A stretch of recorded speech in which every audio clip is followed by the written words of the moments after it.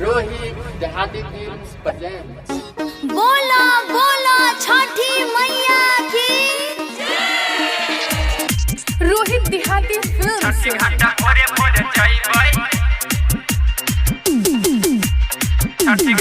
presented by SLP Recording Studio।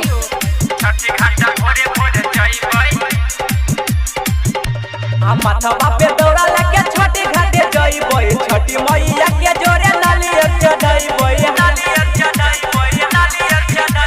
मनावा के लालसा पुरहिबै कि छठी घाटा भोरे भोरे देबै अपन मनावा के सारा पुरहिबै कि यार हम भोरे भोरे देबै माथवा पे दौड़ा लगे छोटी घाटे जइबै छठी मैया के जोरे नालियर चढ़इबै अपन मनावा के लालसा पुरहिबै कि यार हम भोरे भोरे देबै अपन दिलवा के सारा पुरहिबै कि छठी घाटा भोरे भोरे जइबै छठी घाटा भोरे भोरे जइबै छठी घाटा भोरे भोरे जइबै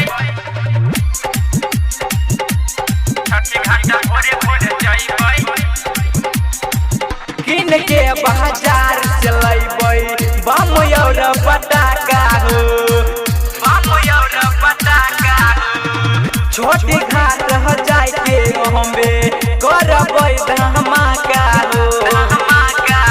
और खूबे फूला झहरी रहिबै कि छठी घाटा भोरे भोरे देबै अपन दिलवा के सारा धापू रहिबै कि यार हम भोरे भोरे देबै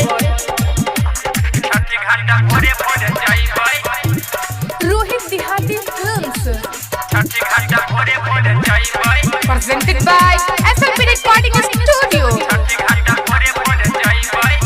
जाग के सबेरे भोरे छठी घाट जइबै हो छठी घाट जइबै हो छठी मैया के चरण में